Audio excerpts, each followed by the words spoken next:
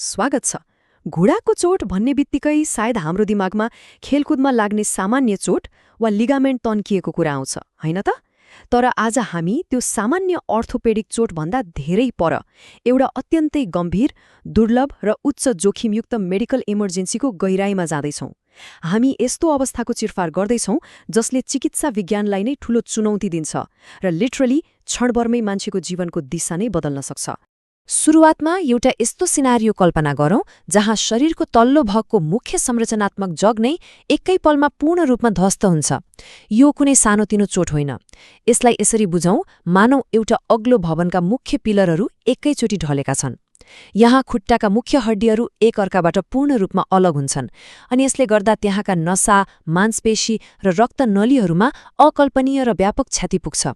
सुन्देयाङ सिरिङ्गो हुन्छ नि। अब यहाँनिर एउटा ठूलो भ्रमलाई चिरिहालौँ। धेरैलाई के लाग्छ भने घुँडाको कचौरा अर्थात् पेटेला आफ्नो ठाउँबाट सर्नु नै घुँडा खुस्कुनु हो। तर खासमा त्यो त निकै सामान्य चोट हो र सजिलै निको पनि हुन्छ। तर आज हामीले कुरा गर्न लागेको ट्रू टिबियोफेमोरल डिस्लोकेसन भनेको यस्तो विनाशकारी घटना हो जहाँ तिघ्रा र पिडौलाको हड्डी बीचको सम्पूर्ण कनेक्सन नै टुट्छ। यो जोड्नी भत्किने मात्र होइन, यो त खुट्टाको सम्पूर्ण मेकानिकल संरचनाकै पतन हो।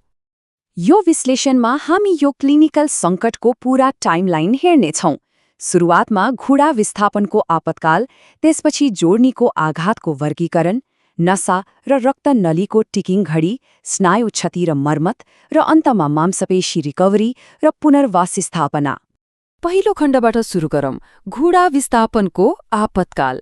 यो विशाल जोड्नी विफलता कति दुर्लभ छ र यसका अचम्म लाग्दा कारणहरू के हुन् त? सुन्दा अचम्म लाग्न सक्छ, तर यति भयानक स्तरको यो ट्रमा सम्पूर्ण अर्थोपेडिक चोटहरूको 1% को पनि सानो अंश अर्थात् जम्मा 0.02% मात्र हो। हाम्रो घुँडा प्राकृतिक रूपमै यति बलियो र स्टेबल हुन्छ कि यसलाई यसको ठाउँबाट पूरै भत्काउनको लागि एकदमै भारी फोर्स आवश्यक पर्छ। त्यसैले यो अत्यन्तै दुर्लभ छ र जब यो साँच्चै हुन्छ यसले डाक्टरहरूलाई निकै ठूलो चुनौती दिन्छ। प्रायजसो यस्तो गम्भीर चोट भयानक कार एक्सिडेन्ट वा निकै माथिबाट खस्दा लाग्ने उच्च ऊर्जाको कारणले हुन्छ भन्ने हामी सोच्छौं। तर साँच्चै अचम्मको कुरा के छ भने अत्यधिक मोटोपन भएको अवस्थामा कहिलेकाहीँ सामान्य रूपमा हिँड्दा पनि यस्तो विनाशकारी घटना हुन सक्छ। फिजिक्सको नियमलाई हेर्ने हो भने जब शरीरको अत्याधिक तौल र एउटा सानो गलत पाइलाको गति एकैसाथ जोडीमा पर्छ, त्यो दबावले घुँडाको सहन सक्ने क्षमताको अन्तिम बिन्दुलाई नै क्रस गरिदिन्छ अनि कुनै ठूलो दुर्घटना बिना नै जोड्नी पूर्ण रूपमा भत्किन्छ। अब जाउँ जोड्नीको आघातको वर्गीकरणतर्फ। हेरौँ कसरी मेडिकल टिमले यो विशिष्ट क्षतिको वर्गीकरण गर्न एउटा द्रुत प्रतिक्रिया दिने जासुसले जसरी काम गर्नुपर्छ। केनेडी क्लासिफिकेसन सिस्टमले डाक्टरहरूलाई आघात कुन दिशाबाट भयो भनेर तुरुन्तै पत्ता लगाउन मद्दत गर्छ। यसले एन्टेरियर, पोस्टेरियर, ल्याटरल, मिडियल र रोटेशनल विस्थापनहरू छुट्याउँछ। यसमध्ये पोस्टेरियर अर्थात् पछाडितिर हुने विस्थापन त सबैभन्दा खतरनाक हुन्छ। एउटा ड्याशबोर्ड स्टाइल इन्जुरीलाई सोचौं, जस्तै कार दुर्घटनामा अगाडिबाट ठक्कर खाँदा घुँडा ड्याशबोर्डमा जोडले ठोकिन्छ र हड्डी पछाडितिर धकेलिन्छ।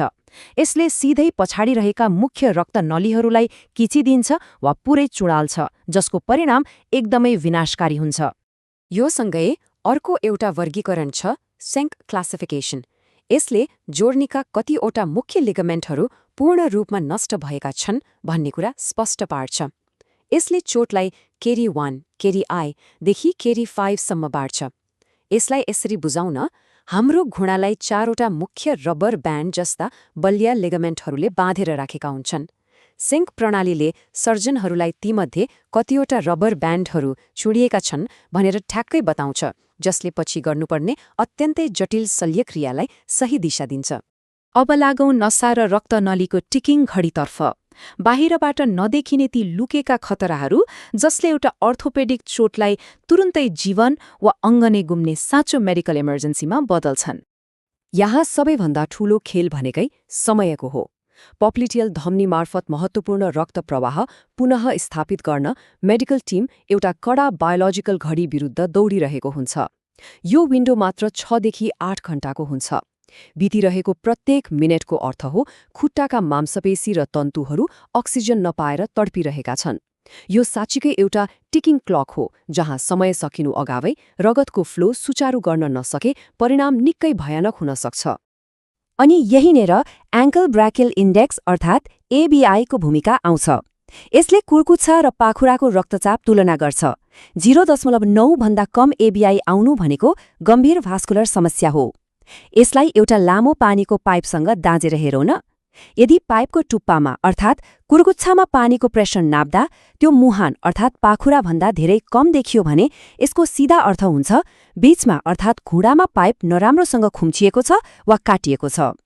0.9 भन्दा कमको रिडिङले खुट्टामा रगतको प्रवाह रोकिएर खुट्टा निसासिरहेको छ भन्ने स्पष्ट पार्छ।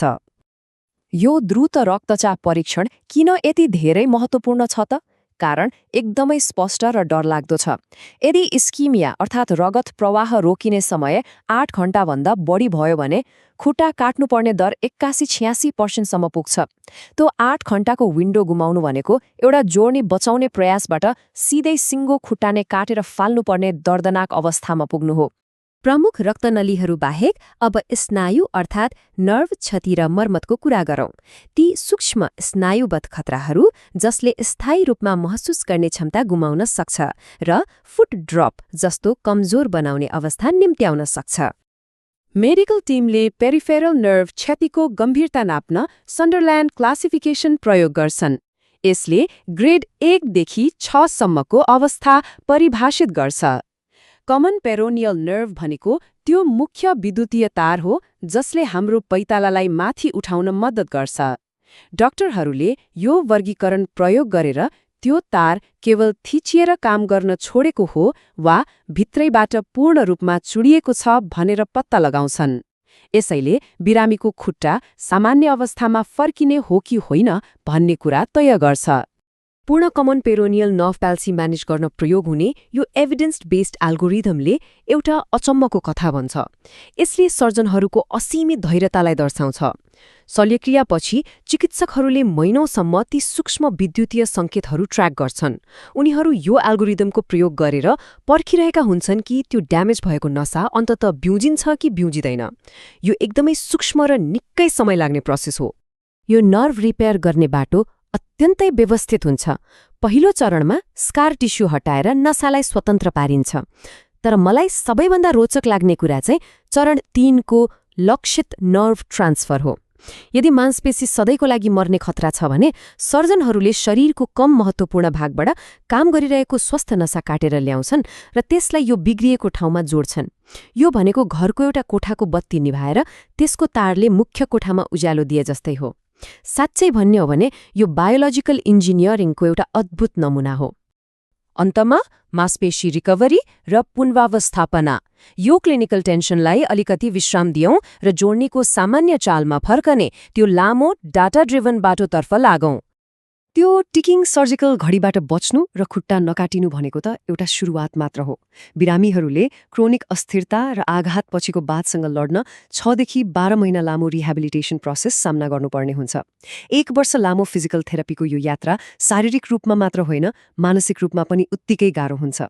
यो केवल व्यायाम गर्नु मात्र होइन, यो त आफ्नो शरीरको आधारभूत जगलाई फेरि विश्वास गर्न दिमाग र मांसपेशीहरूलाई सिकाउने एउटा निकै चुनौतीपूर्ण प्रक्रिया हो। इलेक्ट्रोमायोग्राफी डाटाले यो रिकभरी प्रक्रियाको बारेमा एउटा अचम्मको कुरा प्रमाणित गर्छ। मांसपेशी रिकभर गर्न ठूला ठूला तौल उचाल्नु पर्दैन।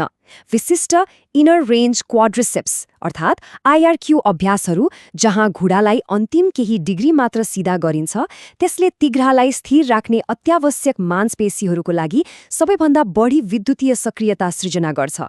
भनिन्छ नि, सानो चाल तर सबैभन्दा ठूलो प्रभाव। भास्कुलर अवरोधको त्यो विनाशकारी जोखिम र स्नायु मर्मतको सूक्ष्म सटिकतालाई हेर्दा एउटा प्रश्न उठ्छ।